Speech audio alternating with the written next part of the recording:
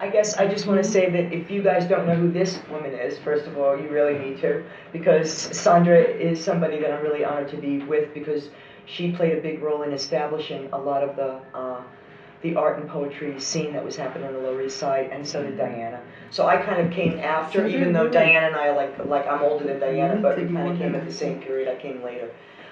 So I think the important thing is how many things influenced us with our art, and poetry did for all three of us, and we all wrote. And Diana actually also makes music. Do you make music? You sing. I make music with my spirit, you know, not, although I do play a little shekere. Yeah. Okay. So I think the important thing is that in New York City and the Lower East Side in the 80s and 70s, 80s and 90s, a scene was starting that really began ethnically with Puerto Ricans who were all, they were academics, they were all teachers and all this kind of stuff, and they couldn't find their home, you know, really in academia, right? You can understand that. And then they just started building their own thing. So Willie was one of the original people there, the man who curated this, and people like Diana and Sandra. So they were teachers that really wanted to read their poetry and do their thing in school, but the schools were kind of pretty strict at that time. So they gave us, and oddly enough, even I was afraid to go to their scene because I wasn't Puerto Rican. So I thought that people would not like me there because they would know. That's new to me. How could you not be Puerto Rican? But I You was have a very Puerto Rican name, I know. Ultimo, you know. But I'm Italian, and when I got The there, I was Ultimo just Puerto Rican. really blessed to be encouraged, and everybody encouraged me. So I think that's what I loved, is that it was an art scene that was very inclusive, and it gave all of us a chance to come out, and I feel like the Nuyorican was the foundation of that. Can I say something to add to that? That when Puerto Ricans migrated from the island of Puerto Rico to here, instead of speaking Spanish, we started speaking English, and we became like a whole new culture of folks. Okay, you say that. Okay, you say that. Spanglish. Spanglish, but more than that, it wasn't just that we were speaking English. We were also, you know, New York is like the mecca of the universe. So we were connecting with all these other cultures, and that was also changing our Puerto Rican identity in a way that's different from the Puerto Ricans on the island, who are also very international in another kind of way, but in Spanish. We do it in English. Yeah, kind of. Right, you bring the island in your mind, and then we brought it into the city. Right, and we expressed it in our works. We're very colorful. The Nuyorican movement, but also she was part of it Taller. So Yeah, well, Taller was very important for me because when I was in college, my professor, my color professor, used my work to demonstrate everything that you should never do when you work with color. And I had never, that was the first time I had ever been criticized. And I didn't know what to do with criticism. You know, you take the good from it and throw the rest away and don't let it affect you. I was devastated. I was so devastated that I dropped out of college for a while and went on a quest to find, I said, if I'm not an artist, who am I? I mean, I was like, oh my God, I'm not supposed to be an artist. And then I was lost. I was really lost. So then happened to meet the folks from Taller Boricua, the artists who were here. And I told them my story, and they said, oh, that's because your professor just didn't understand where you came from. You came from the, you know, you're from the island, and folks are the color sense is very different. You know, it's not an academician sense of color, muted tones and all of that. It's very colorful. Tone it down. Island, That's what I would do. it's Tone an it down. You know, it's an island culture, and they understood. I mean, I was very young, you know, but the folks from Taller understood things that I didn't understand, and they started like feeding me. And even though I was Puerto Rican, I didn't know what that meant. You know, I knew about, yeah, okay, rice and beans, pasteles, what else? I didn't know anything about the history of Puerto Rico or the culture or I knew about the music because we grew up listening to the music, but beyond that, I was very much asleep, and I was beginning to wake up. And you can imagine living with the nuns, you're asleep. So, I had this Catholic, it's like I lived in a Catholic egg or something like that, and I had to like fight to break out of it. And then they whacked her, and she goes, well, here I am. No, they whacked me the whole time. So. Well, you want to say something about anything more about your work? I guess I'm more fascinated with the fact that what we're watching here is really what happens when cultures use creativity as a thing that connects them. It's a lot different, right, than saying, like, because I couldn't speak Spanish. I could barely speak Italian, in my family. So what connected us was this creativity thing and the fact that they were going, yeah, go ahead. You know what I mean? And more of that. But yet there was a cultural basis. There was something there that meant something about being Puerto Rican. So I had to learn that, and I felt included. And I think that's a rare sort of cultural thing that happens. I didn't feel like I wasn't pretending. I was just who I was, and they were right there. Like, everybody was like, okay, read the poem. Read the poem, whatever it is, just do it. And whether they liked it or not had nothing to do with anything except the art. So I think it's a great example of what we can do as people. Yeah, I grew up in Brooklyn. My parents in Bushwick, and my parents came from Puerto Rico in the 40s, and we lived in Bed-Stuy, and they always were like, anytime there was drugs in the neighborhood, we would move. Right, we were like vagabonds, we're constantly moving, and where we would move would be notoriously more middle class, more white. So I was kind of more taken away from my roots, very early on. But my grandmother was one of my main sources of one of my heroes, So she was the one who taught me Spanish and taught me about my heritage and the love that I had. We'd go back to the island and we'd visit her. And when I met the Nuyorican Poets Cafe, that was a big opening for me. And Willie was in the back. Willie Correa, who's the curator of this, is also my husband. But anyway, I remember him being in the back spinning music because he's a spinner, right? And vaguely, I still remember him, but I forgot that I had met him, But then years later, I went to Nuyorican and I always would write poetry because that's one of the things that I did ever since I was a child, as well as do art, as well as sing. I refused to grow up, as I told you. And when I went back to Nuyorican, it was like going back home, like these were Puerto Ricans in the city talking about the stuff that I remembered as a child that was still inside of me. So that's why it's such a magical thing to have this place, and it's and Marcos, they keep this alive because without it, you don't have a place to voice our particularities, who we are, what means something for us, and to give that to our children, And we should mention that they started in a storefront. And they kept moving. So when I met them, they had this like loft space on Madison Avenue, and it was divided up between like about 5 or 6 artists. Everybody had their little area that was plastered, covered, from top to bottom with all kinds of art. And then they graduated to the Boys Harbor building. Right, we have bigger space. Bigger space and individual studios. Yeah, we have individual It was like a renovated school building, like this is a renovated school building. Yeah, and then we moved from there and we came to the brownstone. Across the Right, street. the brownstone we got across the museum in street. corner. So we've been Gypsies. And at one point they actually made this whole renovation happen in this whole building. And there's other arts organizations that are in the building, including a school that's somewhere in the top floor, I think. I don't know what the other art organizations are. I know Los Pleneros, but there's more than Los Pleneros. What's interesting is this group is from Australia, right?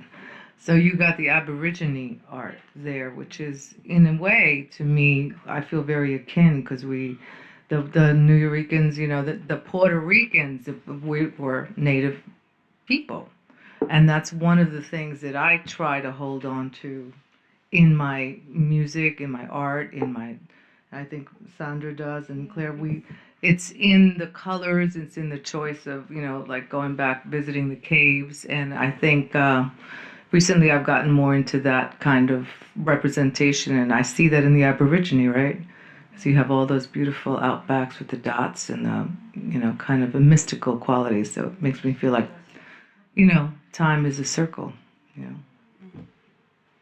I say keep going. Just You all artists?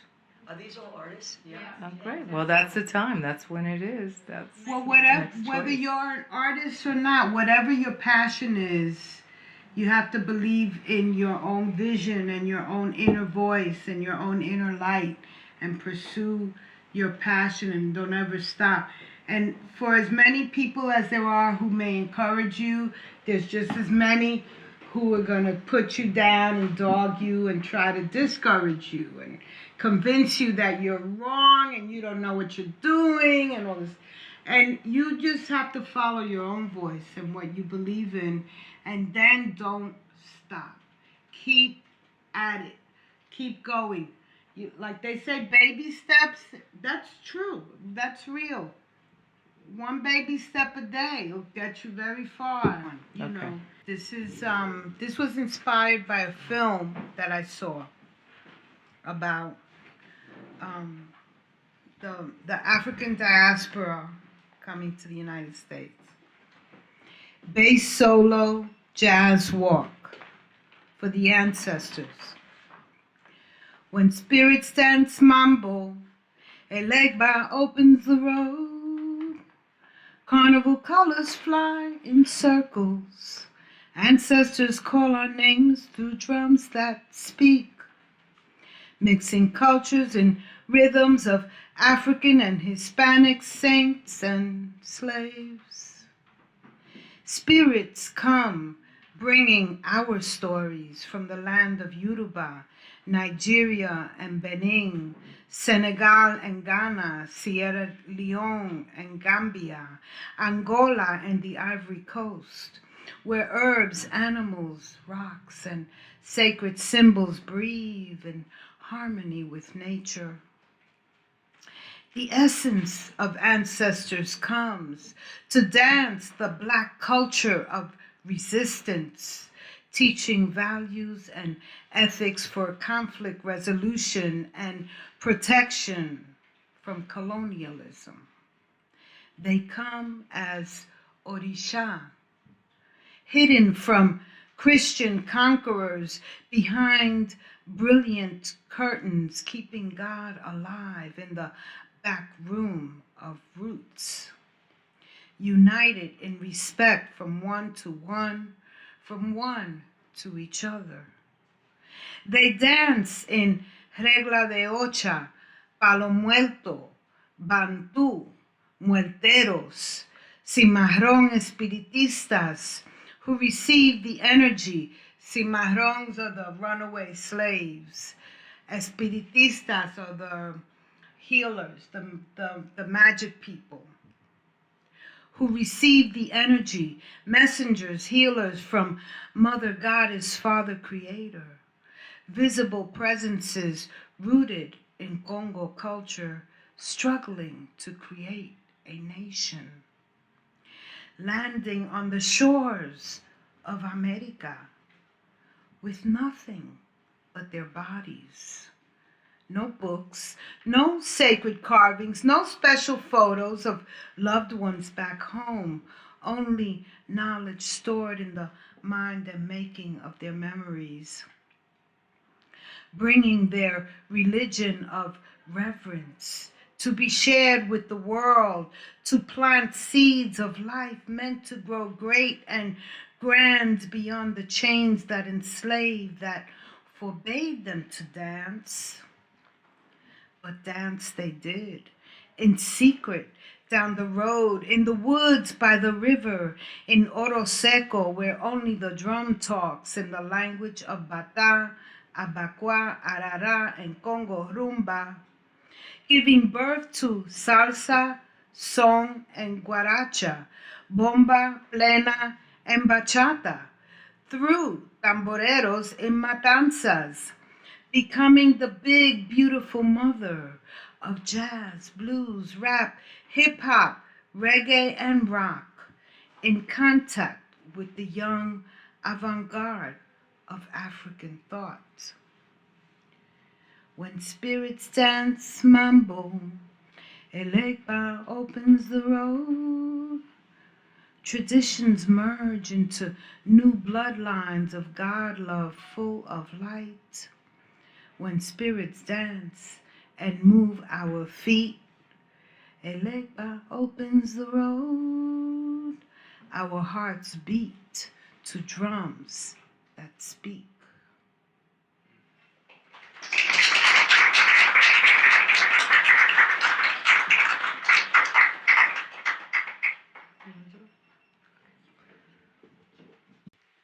Okay, I forgot my book of poetry today. My beautiful uncle passed away and they had a funeral yesterday, so my head was like all undone. But anyway, I'm gonna look it up. I just had a friend of mine send me a piece of mine over the cell phone. So I'm just gonna do a little improv. This starts out with a song and then it goes into a poem. And it's parts of a song, so some dun dun dun dun dun well, bubble de ba way over the rainbow. Art is emotion, rising up from deep dark places, torn and formed, darkened diamond juice percolating to surface. Exploding into space, dredging along. Art is lava from broken bones and hearts mashed like yucca. Art can be words, art in other words, beyond and beyond the rainbow, beyond safety, beyond sanity, beyond sense. Art does it like that. Whirling dervish, land into the free zone, where magic alphabets, alpha and omega, in the beginning of time, there was a word. Word and emotions make form froth, like the infant that it is. Art is born, cast out into the sea. World, flight, light from the uterus of inspiration. Art is like that. Art is feminine. Art is the child. Art is inspiration, the result of emotion. Art is emotion, whether you be male or female. Art is sex and sexless. Art is the originator and chaotic, but ever so present, causing by the cause, caused by the cause, causing you to feel something, gets under your skin and makes things turn possible.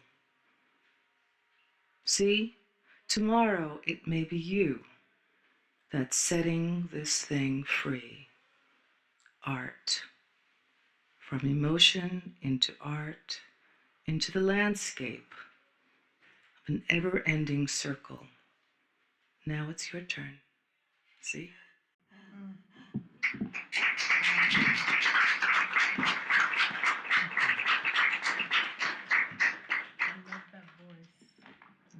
This is a poem I wrote to my mother. It's like we're three women here, and it's really wonderful to have that. This is my mother's poem, as she was dying. St. Millie, to St. Millie, the Brooklyn babe, whose boobs I did not inherit.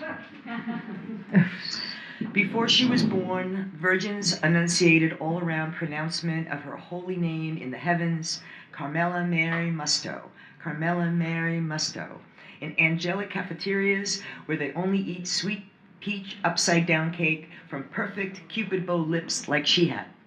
They say her name there.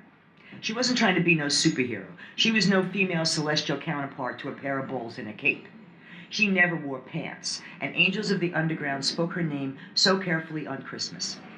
Saint Millie of the Strufoli, have mercy on us. Saint Millie of the Scungili, grant us peace. Little devils like me swam in her saucers and came out purified, testified to her tantamount talents in the holy sanctuary near the pilot light. She never went out. My mother ran rings around the pasta pot, gave new life to outspoken signs of femininity, could tell you every detail of the $1 Million movie, and prayed to Mary, the Mother of God, every night.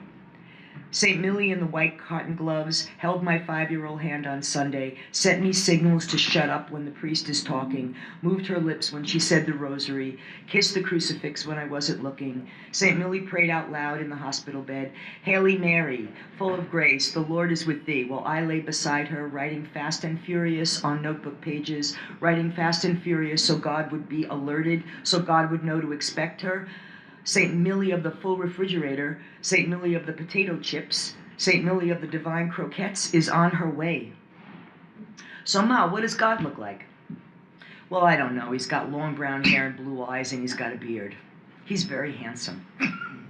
Ma, that sounds like Jesus. I don't mean Jesus. I mean God, the supreme being. I mean God the Father. What do you think God the Father looks like? What do you ask such foolish questions for, Claire? How do I know what God looks like? How should I know what God looks like? Sometimes I think my daughter's just a dope. You know, sometimes you say this stuff maybe because you're an artist. Is that right? My kid's some kind of artist, I guess. When she left her super cloud flying soul soaring in the sky, it was the first time she said that, and she was smiling while her slippers dangled over. She thinks I'm an artist. At the end of her life, she makes me creative, and I can make her bed when she's gone. 3 days later, she took 10,000 holy hearts from lonely purgatories and a part of me too. And angels of the underground whispered her name, enunciating all 3 parts carefully. Carmela the bold and brave, Mary the mother of magical intention, Musto the first eyes that I ever saw.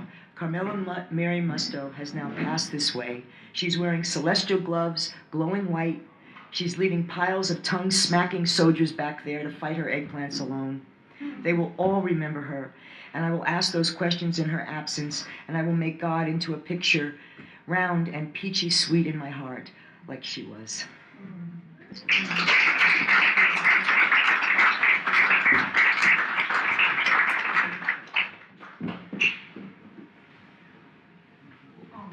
They say death comes in threes, and, you know.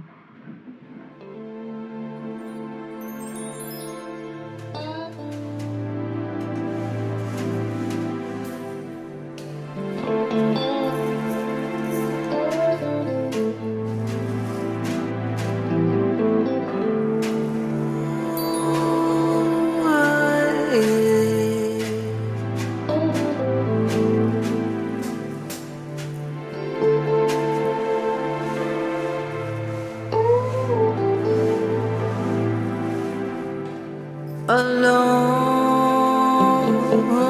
together, me on the crowd.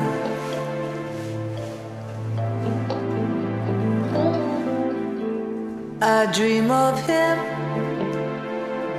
he dreams of me. That's how it started, eternally. The dawn was born inside the moon. The moon, she cried for something new. Alone together beyond the crowd of the world.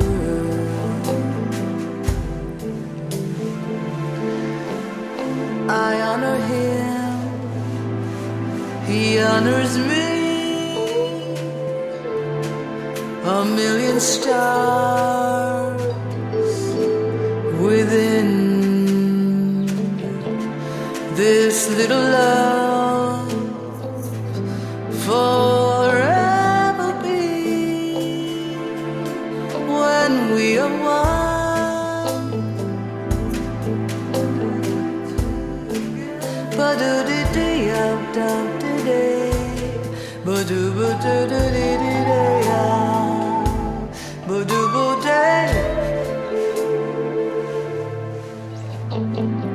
The beating of time, my heart's reason or rhyme, shifting of eyes, the laughter inside a demise, quiet sunrise, twilight at infinity's edge, goodbye and hello, together entwined, alone. The dawn was born inside the moon. The moon, she cried for something new. Alone together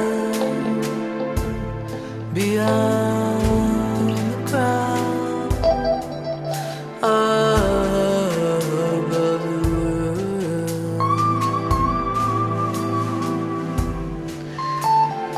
I honor him, he honors me. A million stars within this little love forever be when we are one.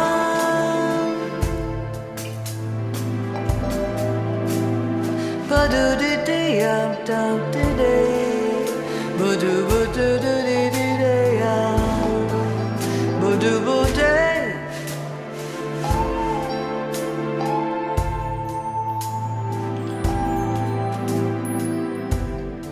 Gathered from the lonely hours, I wait patiently. One day you will be mine, and we will climb and set us free, alone together, alone together. Our love is as deep as the sea. Our love is as deep as all love can be, and we will weather the great unknown as long as we're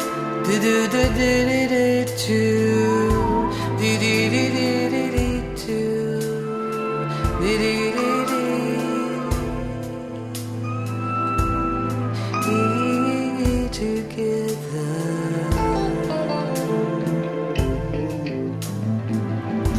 And with them come I, as one imbued in radiance,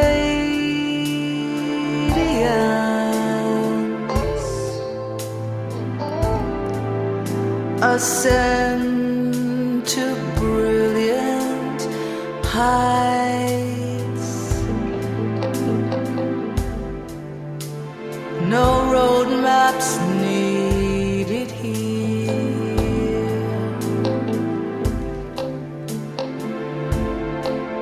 Oh, oh, oh, oh, love, oh, oh, together.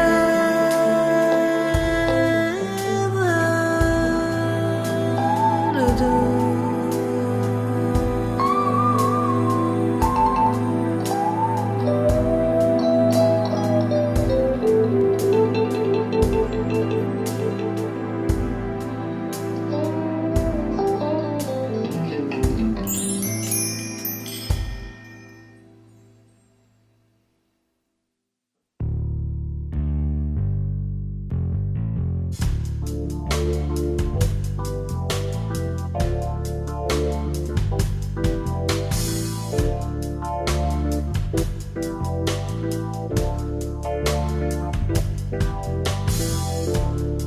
My heart is sad and lonely. For you I sigh, for you, dear only.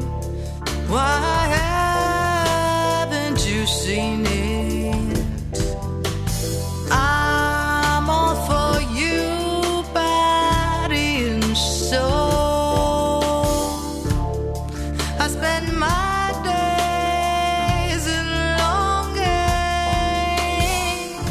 and wondering why it's me you're wronging. I tell you I mean it. I'm all for you, body and soul.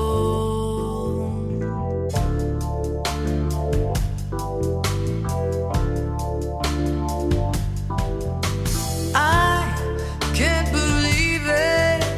It's hard to conceive it that you turn away romance. Is this the ending? Are you pretending? Unless I could have one more chance to prove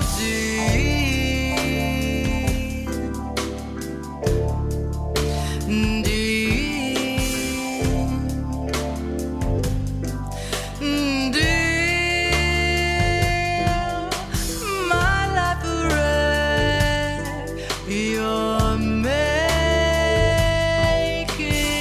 I know I'm yours for just the taking. I'd gladly surrender myself to you, myself to you, myself to you,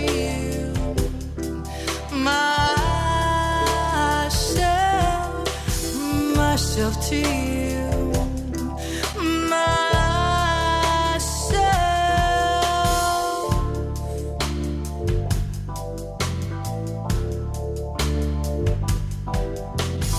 My heart is sad and lonely. For you I sigh, for you, dear only. I tell you I mean it. I'm all for you. I'm all for you, body and soul. I'm all for you, all for you, body and soul.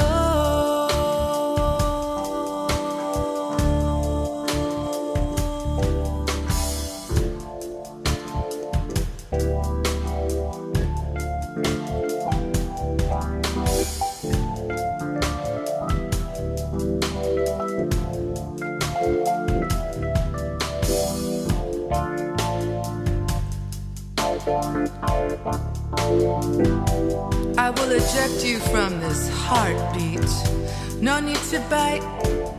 All in a wintry night, two-tone fantasia. White and red, purple turns black into song. White and red, purple turns black into song. Ba-do-dee, boo-dee, boo-dee, body. Ba-do-dee, boo-dee, boo-dee, body. My booty,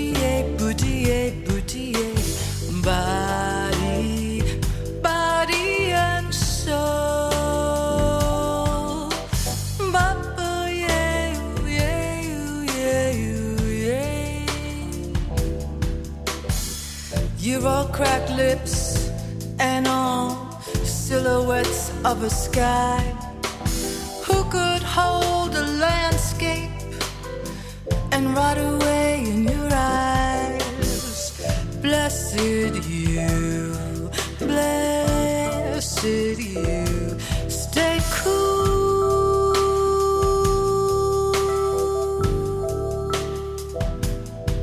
forever smoldering, forever smoldering. Long ago, wicked, long ago,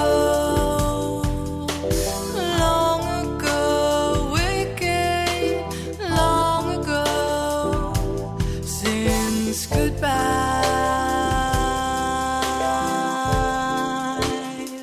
since goodbye,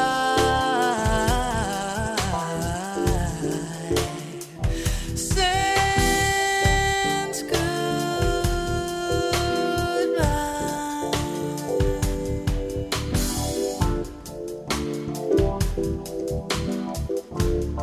I'm all for you, I'm all for you, I'm all for you, body and soul, body and soul, soul, soul, body and soul, soul.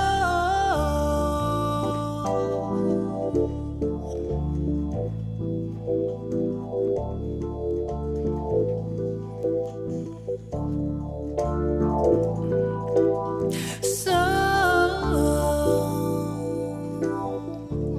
body and soul got me on the move. Didn't plan to make this thing the way that it grooved. Fell out of line in a place at a time. Never stopped understanding why, just a mystery in my mind. Body and soul.